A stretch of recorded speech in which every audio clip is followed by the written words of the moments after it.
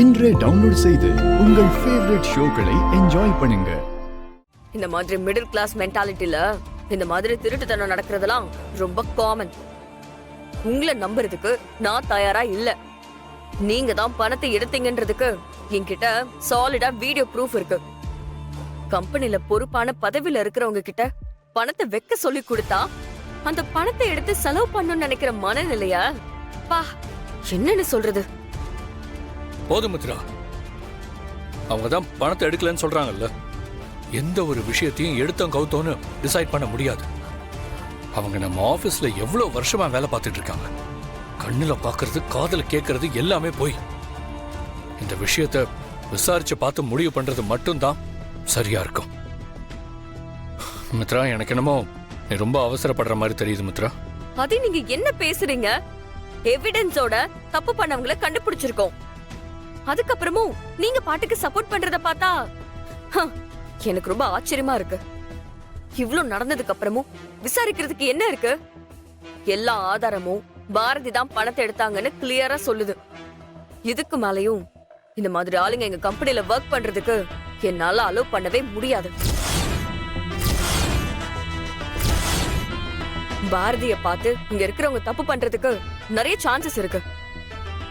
அதனால இப்போ இந்த நிமிஷம் வேலையை விட்டு நான் பாரதிய டிஸ்மிஸ் பண்றேன். இனிமே ஒரு நிமிஷம் கூட பாரதி இந்த ஆபீஸ்ல இருக்க கூடாது. இவ்ளோ நாள் இங்க வேலை பார்த்த ஒரு கர்டிஸுக்கு தான் போலீஸ்ல கம்ப்ளைண்ட் பண்ணாம விடுறேன். மேனேஜர், பாரதியோட ஃபார்மட்ஸ் எல்லாம் முடிச்சு அவங்கள ரிலீவ் பண்ணுங்க. Okay madam. மித்ரா ப்ளீஸ், நான் சொல்றத கொஞ்சம் கேளு. தயவு செஞ்சு இந்த விஷயத்துல நீங்க தலையிடாதீங்க ஆதி. நான் டிசைட் பண்ணிட்டேன். பாரதி இனிமே இந்த ஆபீஸ்ல வர்க் பண்ண முடியாது. அது இந்த ஆபீஸோட அட்மாஸ்பியருக்கு கொஞ்சம் கூட நல்லது இல்ல.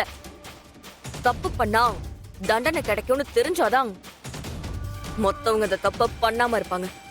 மேனேஜர், இன்னும் என்ன வேடிக்கை பார்த்துட்டு இருக்கீங்க? பாரதியோட அக்கௌண்ட் எல்லாத்தையும் செக் பண்ணி கணக்கு முடிச்சு அனுப்பி விடுங்க. மேடம், ஃபார்மாலிட்டிஸ் எல்லாம் முடிக்கிறதுக்கு அட்லீஸ்ட் 1 டே ஆயிடும் மேடம். எல்லாத்தையும் வெரிஃபை பண்ணிட்டு ஈவினிங்குள்ள ப்ராசஸ் பண்ணிடுறேன் மேடம். சீக்கிரமா அதை ப்ராசஸ் பண்ணுங்க manager. Okay madam. Bharathi, evening formality எல்லாமே முடிச்சிட்டு வந்து சைன் பண்ணிட்டு உங்க ரிலீவிங் ஆர்டரை வாங்கிட்டு போய்கிட்டே இருங்க.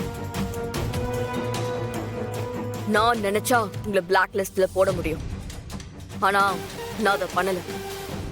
அது வரைக்கும் சந்தோஷப்பட்டுக்கோங்க. போலாம்.